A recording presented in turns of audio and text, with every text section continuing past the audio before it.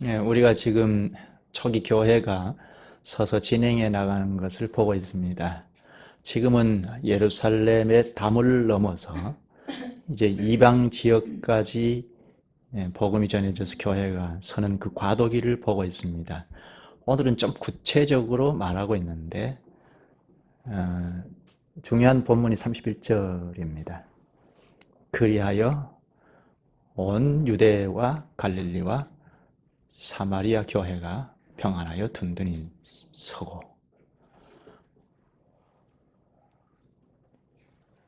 그 전까지 지금까지는 이러진 않았죠. 교회가 예루살렘에만 있었고 복음이 전해졌다는 것은 사마리아 지역까지도 이야기했고, 지난번에 사울의 계정을 보면서 저 수리아 쪽에도 다메섹에도 복음이 전해졌다는 것, 그것은 우리가 좀 생각할 수가 있었는데, 교회가 이렇게 명시화해서, 교회라는 에클레시아라는 말을 명시화해서 한 것은 이제 예루살렘의 담을 넘어서 교회 용어를 자유롭게 지금 쓰고 있습니다.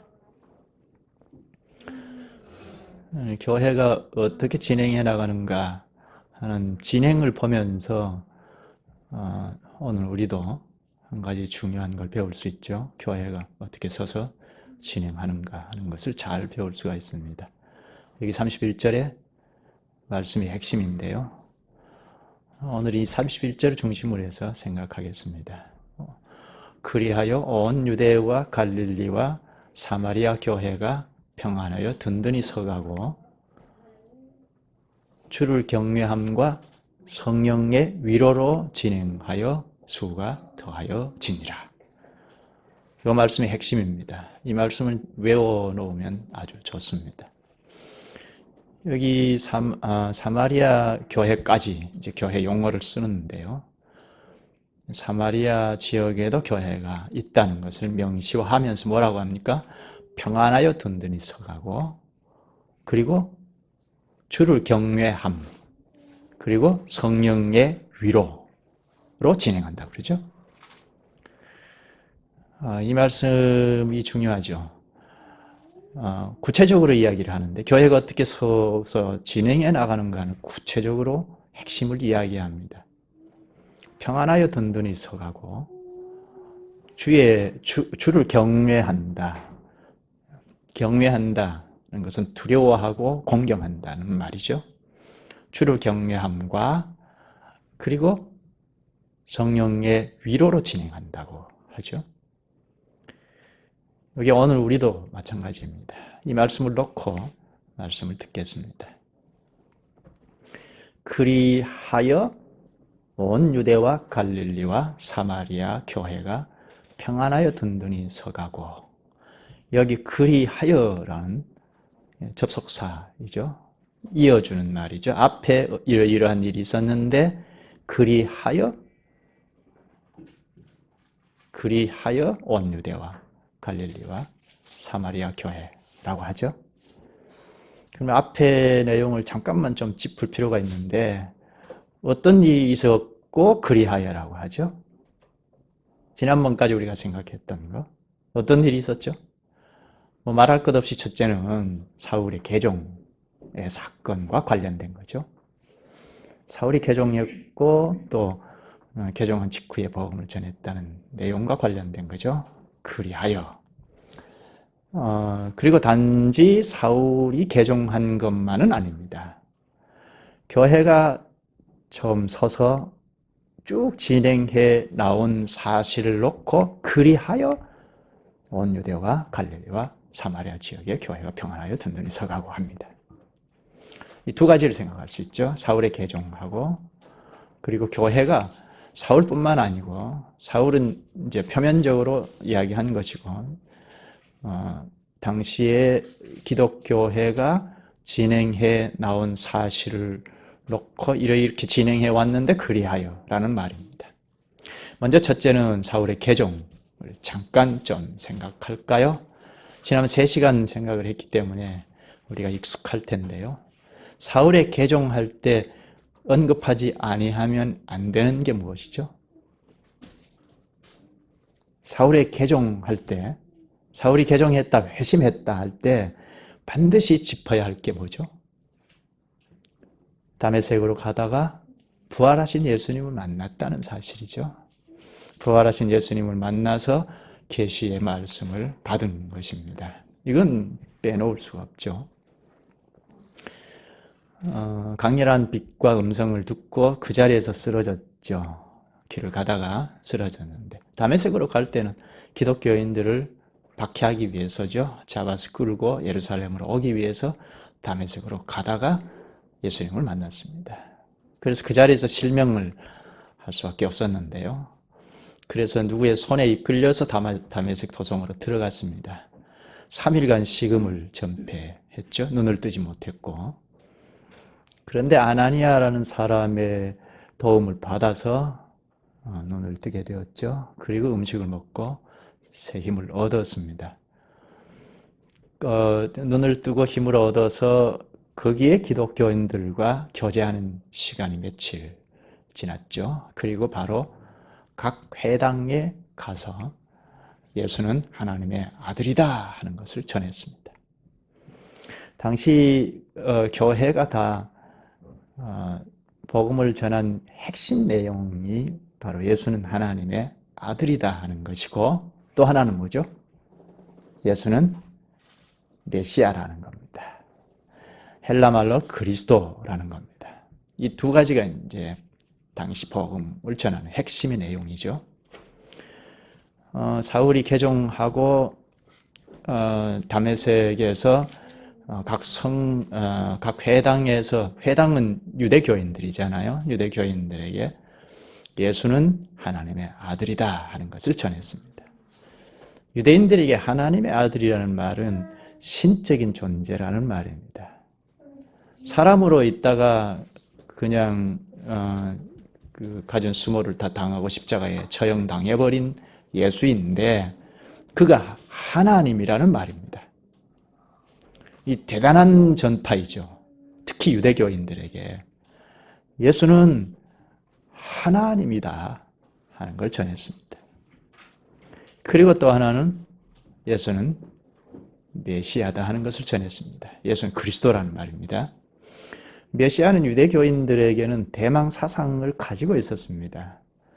메시아 대망 사상을 가지고 있었던 그들에게 우리가 죽여버린 그 예수가 우리가 기다리고 있던 메시아다 하고 전한 겁니다.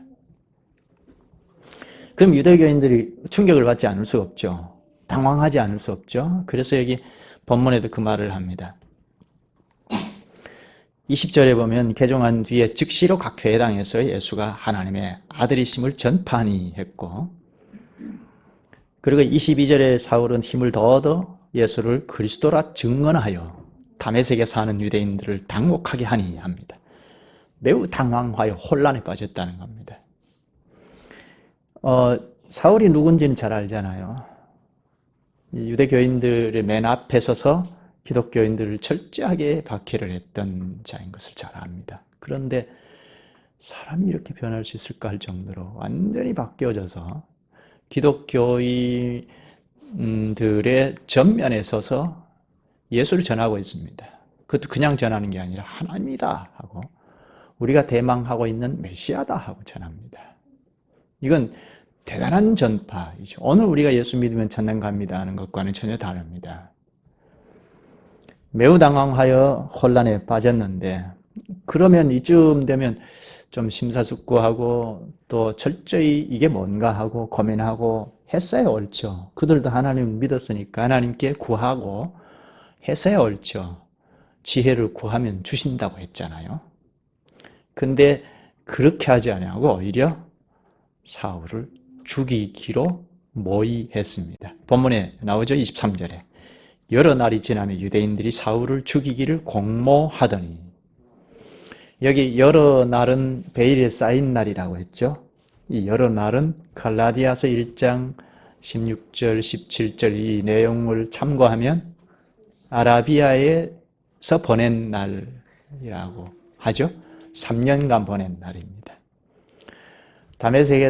다메섹 도시에서 아라비아로 갔다가 회심하고 여러 회당에 다니면서 복음을 전하다가 아라비아로 갔다가 3년 후에 다시 다메섹으로 돌아왔는데 유대인들이 사울을 죽이기로 공모했습니다. 그래서 공모해서 이제 죽이를 결심을 하고 성문까지 지켰습니다. 성문에 들지 않겠어요? 그러니까 사울을 잡아서 붙잡으면 좀 재판에 넘겨서 죽이려고 했던 겁니다. 그러니까 참 살벌했던 때이죠. 그래서 25절에 보면 그의 제자들이 밤에 사울을 광주리에 담아 성벽에서 달아내리니라. 그 길로 어디로 갔습니까? 그 다음 구절에 예루살렘으로 갔습니다. 26절 사울이 예루살렘에 가서 제자들을 사귀고자 하나 다 두려워하여 그가 제자됨을 믿지 아니하니. 여기 제자들은 그리스도인들이죠. 사귀고자 하나 믿지 않죠. 혹시 첩자가 아닌가? 유대교의 간첩이 아닌가 생각할 수 있겠죠. 충분히. 그래서 가까이 하지 않습니다. 오히려 두려워했습니다. 멀리했습니다. 그래서 바나바가 사도행전 6장에 나오죠. 6장에 잠시 등장했던 바나바가 사울과 함께 사도들에게 가서 이자가 다메섹으로 가다가 부활하신 그리스도를 만난 것, 그리고 그리스도로부터 말씀을 받아서 깨달은 것, 이런 내용들을 소상하게 알렸습니다. 그래서 사도들이 우리와 형제구나 하고 친밀히 사귀게 되었습니다. 27절에는 바나바가 사도들에게 사울을 소개했던 내용이고 29절에는 헬라파 유대인들과 그러니까 사도들과 이제 사귀게 되었고 그리고 가만히 있을 수 없어서 사울은 헬라파 유대교인들과 접촉해서 마치 스데반이 헬라파 유대인들과 변론을 했던 것처럼 예수가 하나님의 아들이다, 또 예수가 메시아다 하는 걸 전하지 않았겠어요? 그래서 변론이 일어났습니다. 스데반이 변론한 것보다는 훨씬 더 동요가 심했을 것입니다. 그래서 사울을 정말 죽이기로 작정을 하게 된 겁니다. 그래서 30절에 보면 형제들이 알고 가이사라로 데리고 내려가서 다소로 보내니라. 사울이 개종하고 가만히 있었던 운동 생활했던 것이 아니고 예수를 막 전하니까 하나님이다, 우리가 대망하는 메시아다 하고 막 전하니까 유대교인들이 큰일 났거든요. 가만히 두면 안 되겠거든요. 유대교가 휘청휘청할 정도란 말입니다. 그래서 처리해야겠다 하고 죽이기로 결심하고 쫓아다녔는데 이를 알고 피신을 시켰습니다. 저 가이사라로 내려가서 다소로 가게 했습니다. 다소는 사울의 고향이죠. 길리기아 다소로 가도록 했습니다. 그래서 사울은 길리기아 다소에서 일정 기간 생활을 하게 됩니다. 사울이 개종했다는 것은 큰 의미가 있죠. 유대교의 입장에서 보면 큰 손실이죠. 여차하면 유대교가 휘청휘청해서 허물어질 판입니다. 왜 그렇죠? 사울은 히브리인 중에 히브리인, 율법학자, 교사이죠. 율법학자가 되려면 순수 혈통이어야 합니다. 아무나 되는 것이 아니죠. 그리고 사내들인 공회원일 가능성이 많습니다. 스데반이 죽을 때 함께 한 표를 던졌으니까요. 그러니까 공회원들일 가능성이 많은데 그렇다면 영향력이 대단한데 이가 기독교로 개종했다는 것 자체가 유대교에는 큰 손실이고 또 가만히 있지 않고 열심히 전면에서 죽이려고 하는데도 도피하면서 계속 전하니까 유대교가 참 큰 충격이었던 겁니다. 이런 점 하나 생각할 수가 있고 그래서 사울을 죽이려고 했던 것이고 그리고 하나님 나라 편에서 보면 큰 소득이죠. 교회 상황을 놓고 보면 이제 예루살렘에서 이방 지역에도 복음이 전해져서 교회가 설 수 있겠다 하는 대단한 확신을 주게 된 겁니다. 왜 그렇죠? 다메섹에서 복음을 전하게 되었잖아요.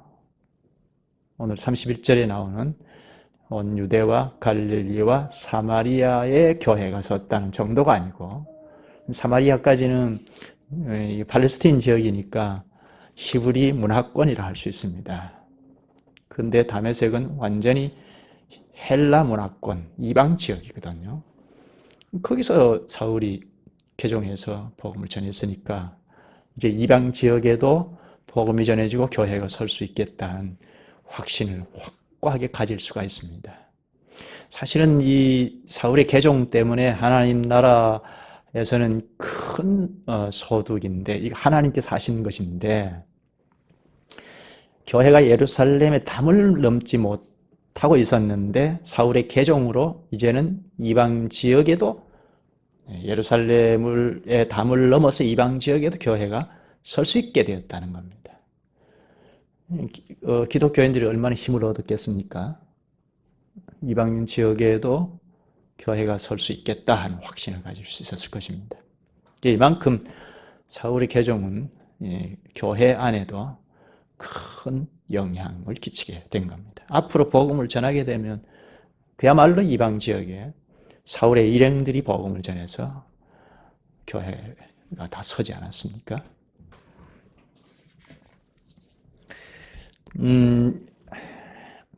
사울의 개종이 있었다는 것, 그리하여 온 유대와 갈릴리와 사마리아 교회가 섰다는 것인데, 사울의 개종뿐만 아니고 앞에서 이야기한 것처럼 둘째는 교회의 진행이 있었다. 그리하여이죠.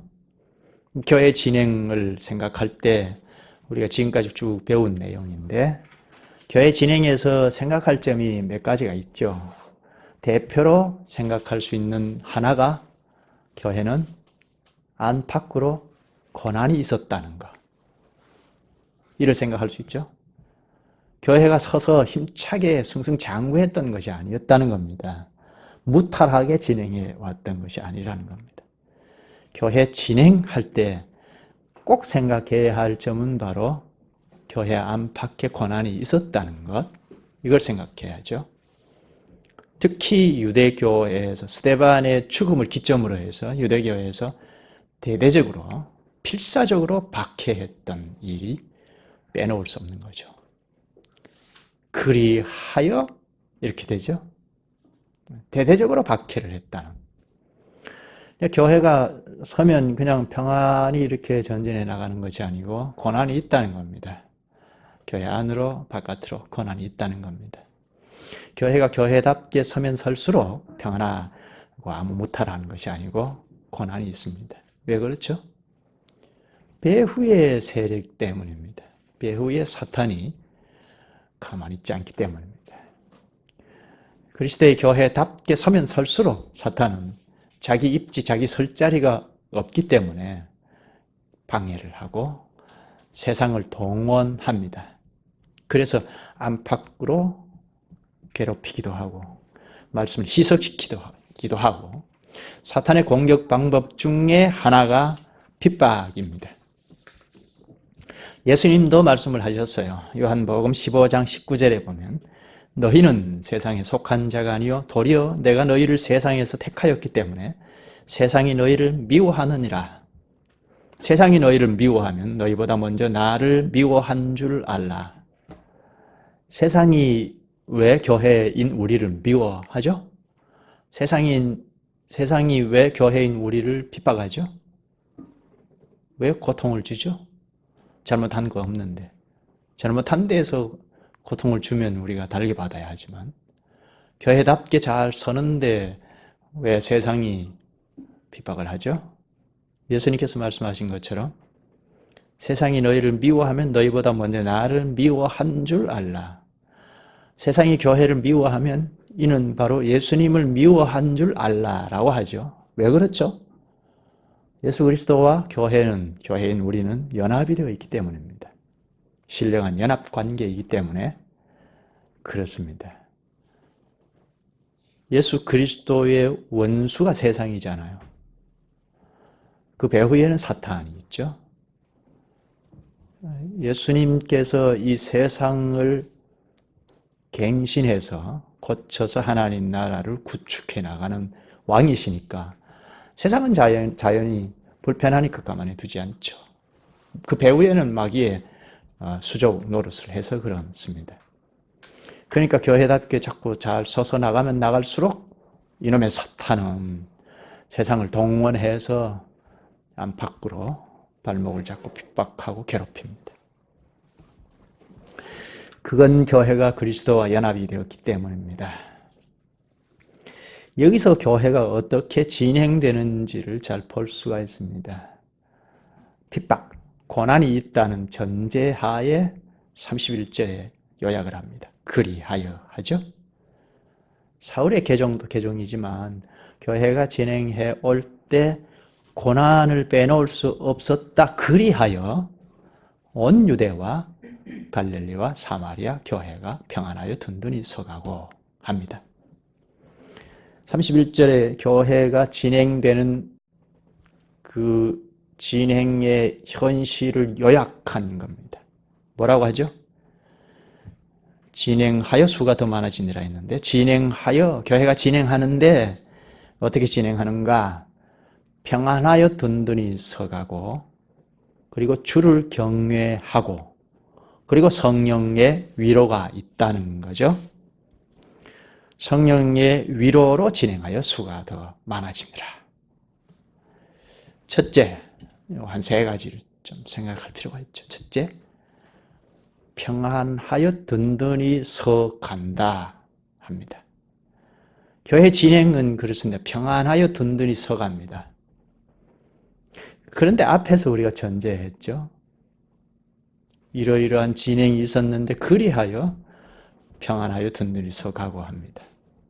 여기서 평안은 뭘 말하죠?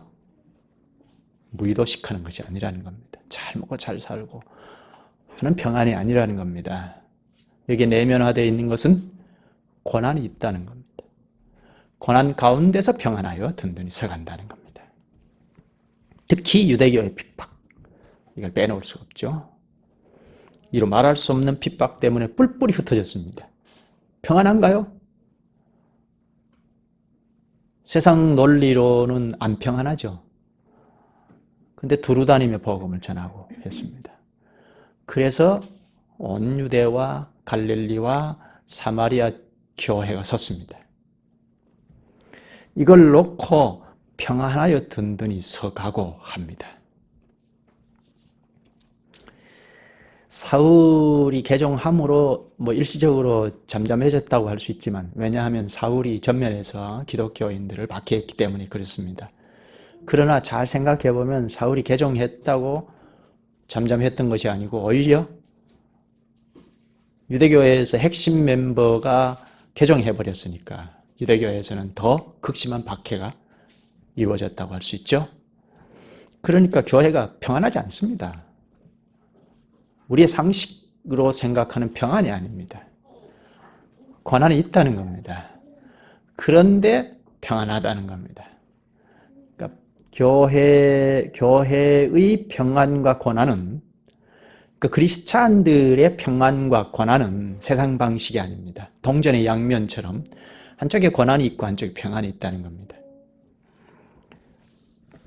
그리하여 평안이 든든히 서간다. 그러니까 교회는 항상 긴장 가운데 있습니다. 핍박과 고난이 있으니까 긴장을 늦출 수 없습니다. 긴장하는 가운데 평안하여 든든히 서갑니다. 세상에 있다가 이제 그 교회 안으로 구출을 받으면 그냥 무의도식 하는 거 아닙니다.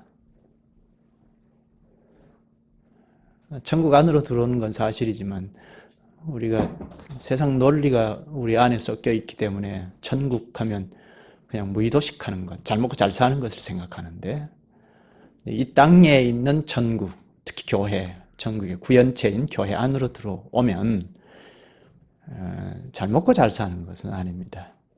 평안한데 고난이 있다는 겁니다. 그러니까 이런 교회의 진행을 생각할 때 교회는 전투성이 있습니다. 끊임없이 신령한 전투의 성격을 가진다는 겁니다. 전투의 성격을 잃어버리면 교회는 교회가 아닙니다. 종교단체로 전락해버립니다. 왜죠? 배후의 사탄이 세상을 동원해서 교회가 교회답게 서는데 발목을 잡고 못 서게 하고 공격하기 때문에 가만히 있으면 거기에 전투력이 없어지면 그냥 마귀가 박수를 치는 대로 전락해버린다는 겁니다. 근데 여기 하나 우리가 생각할 것은 전투력을 가져야겠다는, 그러니까 적이 누군지, 누구와 싸워야 하는지 이런 점에서 긴장을 늦추지 않아야 한다는 것인데, 이건 하나님 나라 진행과 관련된 거죠. 그러지 않고 우리가 자칫하면 교회가 주변적인 것을 놓고 긴장하는 경우가 있습니다. 가령 어떤 것을 하자 해서 그걸 달성하기 위해서 초긴장 상태에 있고 달성하지 못할까봐 염려하고, 이건 이게 하나님 나라 행보와 직접 관련이 없는 거면 주변이잖아요. 그러니까 무슨 프로그램, 어떤 사업을 위해서 긴장하는 것, 이건 그렇게 중요하지 않습니다. 하나님 나라와 전혀 상관없는 현실을 놓고 긴장하는 것은 옳지 않습니다. 반드시 하나님 나라 진행과 관련하여 긴장하는 것이 옳습니다. 교회가 하나님 나라 성격을 뚜렷이 가지고 진행해 나갈 때 반신국적 세력이 항상 있으니까요. 배후의 사탄이 늘 그런 세력을 동원해 하니까요. 그러니까 그 적이 무엇인지, 어떻게 싸워야 할지 이런 것들을 놓고 긴장하는 것이 필요합니다. 그 다음 둘째는 뭐라고 했죠?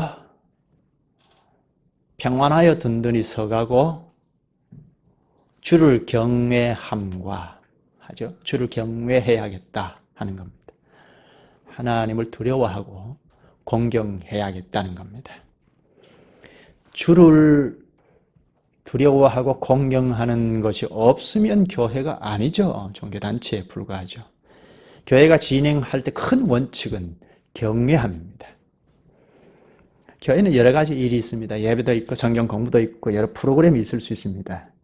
그런 활동 안에 주를 경외함이 빠져버리면 그냥 종교 프로그램에 불과해버립니다.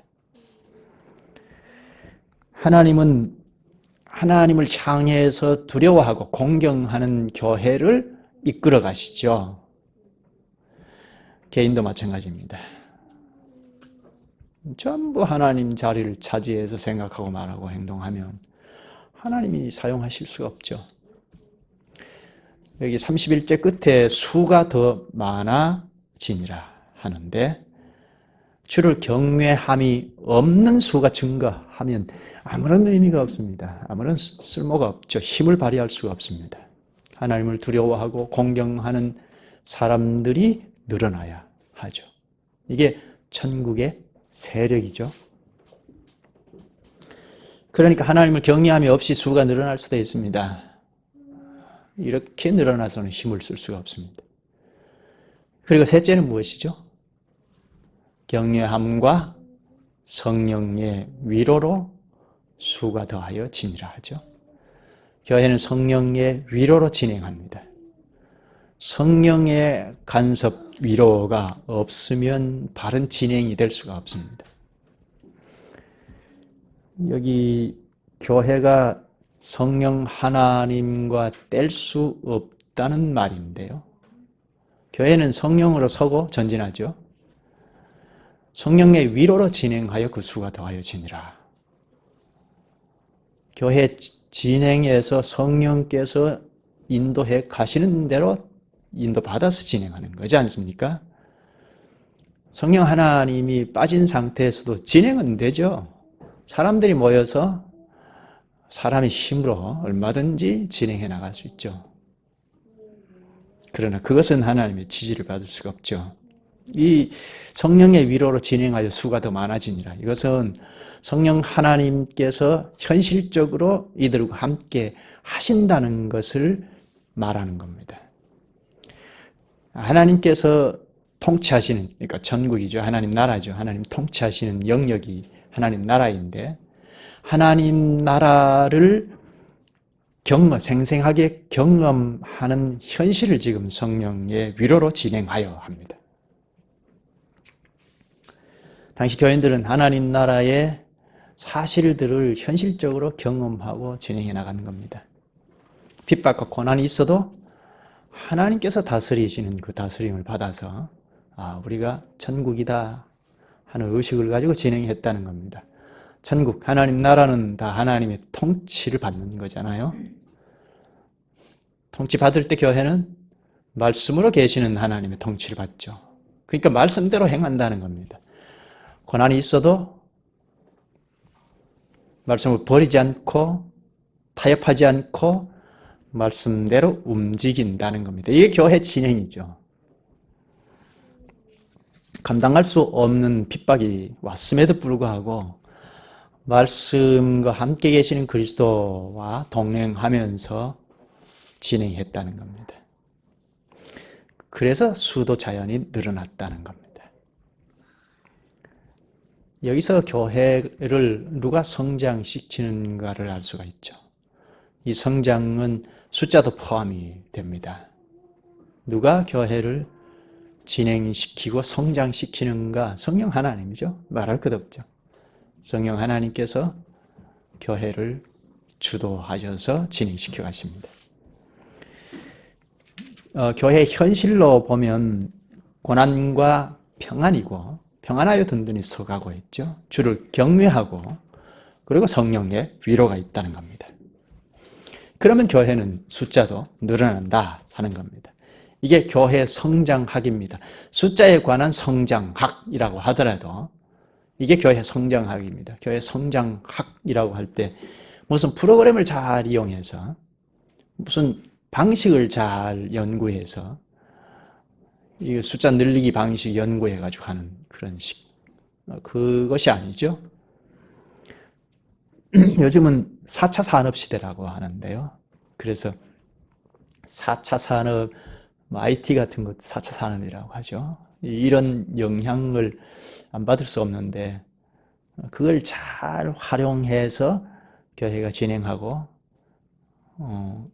성장하고 숫자적으로 성장하고 해야 한다는 이야기를 하는데 물론 우리가 이 세상의 문화 발전이 하나님의 일반 은총이니까 그걸 다 거부할 필요는 없죠. 받아들여야 하지만 그 자체가 알맹이처럼 생각하는 이건 문제가 있죠. 교회의 알맹이가 무엇이죠? 교회의 핵심이 무엇이죠? 핵심은 하나님이죠. 그리스도잖아요. 성령이잖아요. 근데 하나님께서는 성령이나 그리스도나 성부 하나님이나 항상 말씀으로 우리와 함께 하시니까 말씀이 핵심이죠. 주변이죠. 다른 건. 말씀을 놓고 어떤 것을 활용할까? 이건 좀 바람직하죠. 말씀이 핵심인데 이 핵심이 모호하면 안 되잖아요. 불명확하면 명확해야 하고 그리고 전체적이어야 하죠. 단편적이면 안 되잖아요. 가령 흔히 우리가 예배를 회복하자. 지금 예배가 많이 훼손됐다 하고 어떤 일이 생기면 예배를 회복하자 하는데 예배가 뭐냐 하는 것부터 명료히 하고 가야죠. 그저 예배는 이러이러할 것이다 하는 정도, 그것도 아주 단편적인 것을 늘 쥐고 10년이고 20년이고 끌고 간다면 이건 핵심을 잃어버리는 거죠. 하나님께서 말씀으로 가르치신 예배가 있는데 이걸 명료하게 자꾸 해가는, 그리고 전체적으로 깨달아가는 것, 이게 사실 중요하죠. 또 교회가 뭐냐 하는 것, 우리가 늘 교회를 이루고 가는데 아직도 건물 성전을 놓고 말하는 경향이 있어요. 그러니까 불명확하니까 그런데 명료하면 교회가 그리스도와 연합이 된 우리다 하는 걸 명확하게 하면 그게 이제 핵심이잖아요. 그 핵심에서부터 핵심도 명확하게 해야 하고, 그리고 늘 그것만 쥐고 가면 곤란하고, 교회에 대한 그림 언어로 이쪽 저쪽 다 가르치잖아요. 지금 우리는 교회 진행을 계속 배우고 있는데 어떻게 진행하는가, 어떤 원리를 통하여 진행되는가, 그걸 우리가 잘 터득해서 우리도 이런 원리를 가지고 교회를 진행해 나가는 걸 이해하고 가야 맞죠. 근데 아직도 예수님께서 성전이 실체로 오신 지가 2000년이 훨씬 지났는데 아직도 건물 성전을 성전이라고 하고,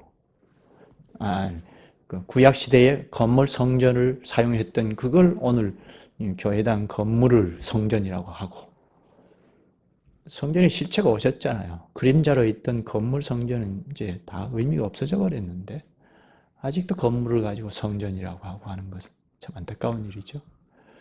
이게 다 목사인 우리의 문제인데 명확하지 않기 때문이죠. 불명확하게 전하고 배우니까 그렇습니다. 그러니까 교회가 수가 더하여지니라 하는 이 말씀을 지금 생각하는데, 수가 더하여졌다 하는 것은 핵심을 잃어버린 수가 더하여지는 것은 힘이 없다는 겁니다.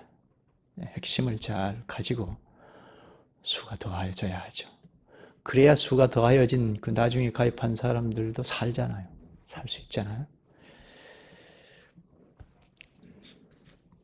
말씀을 맺을까요? 오늘 31절을 생각했는데 교회가 예루살렘에서 담을 넘었습니다. 그 전까지는 교회라는 말을 예루살렘에서만 썼죠. 근데 이제 온 유대와 갈릴리와 사마리아까지도 교회라는 말을 씁니다. 이게 간단한 말은 아닙니다. 간단하게 기록을 했지만 종교단체로 전락한 유대교의 한계에서 완전히 벗어나서요, 이방 지역에도 교회라는 말을 쓰게 된다는 거죠. 당시 예루살렘을 뛰어넘는다는 건 엄청난 개혁입니다. 예루살렘에는 건물 성전이 있지 않습니까? 이 당시에도 건물 성전에 모여들었죠. 성전을 중심하여 생활을 했던 당시 유대교인들은 각국에 흩어져 있던 유대교인들까지도 예루살렘 성전으로 모여들었습니다. 유대교인들뿐만 아니죠. 유대교의 매력을 느끼던 이방 사람들, 헬라 사람들도 이 예루살렘에 같이 모여들었습니다. 이렇게 사람이 많이 모여드는 곳은 무엇이 따라다니나요? 여러 가지가 있겠지만 장사하는 사람들이 따라다니잖아요. 그러니까 예루살렘에는 장사하는 사람들이 상당히 많이 있었습니다. 그리고 이렇게 사람들이 많이 운집해 있고 또 예루살렘 성전이 있고 전 세계에 흩어져 있던 유대 교인들이 모여들고 이러니까 예루살렘을 잘 아는 사람들은 이방인들이라도 순례길로 예루살렘에 여행도 하고 싶고 하는 사람들이 꽤 있었습니다. 저기 이스라엘 땅, 가나안 땅에서 시리아는 물론이고 밑으로는 이집트, 애굽이죠. 애굽에서도 그렇고 이렇게 순례길에 예루살렘으로 방문하고자 하는 여행객들이 많았습니다. 이렇게 보면 예루살렘을 벗어난다는 것이 쉽지 않습니다. 예루살렘으로 다 집중되어 있는데 예루살렘 담을 뛰어넘는다는 것이 쉽지 않습니다. 아무리 기독교라 하더라도 예루살렘은 유대교인들을 중심으로 해서 선교회이기 때문에 그 의식의 전환이 있어야 예루살렘 담을 뛰어넘지 않습니까? 그런데 오늘은 이방 지역에도 교회가 설 수 있겠다는 확신을 주는 겁니다. 왜죠? 예루살렘에서만이 아니고 온 유대와 갈릴리와 사마리아, 물론 히브리 문화권이긴 합니다만 사마리아까지 교회라는 말을 썼습니다. 물론 당시의 교회, 에클레시아라는 말은 헬라 지역의 그 로마 관할에 있는 로마 관할에 있는 큰 도시의 시민 총회가 에클레시아라는 말인데 그렇게는 썼죠. 그런데 하나님께서 불러 모으신 에클레시아는 예루살렘에만 썼습니다.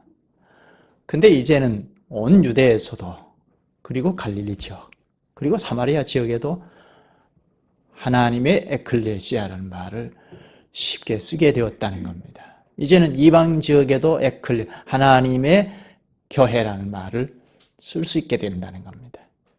그러니까 굉장한 일이 벌어진 거죠. 이렇게 예루살렘에만 있던 교회가 이제 담을 넘게 된 건 무엇 때문이죠?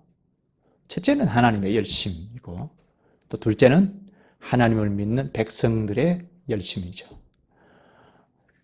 아주 말할 수 없는 박해를 받았지만 흩어져서도 두루다니며 복음을 전했던, 이게 큰 기여가 되었죠. 하나님께서 쓰신 거죠.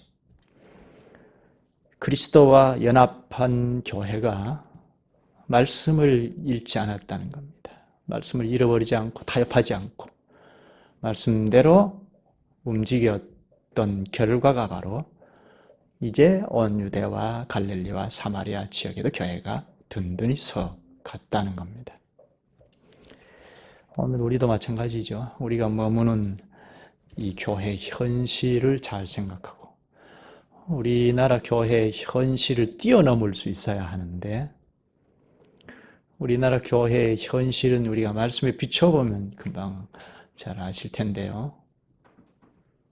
지금 현실은 이 이념이 교회 안에 막 들어와 있어서 이념에서 뛰어넘기가 쉽지 않은 상황이 되었죠.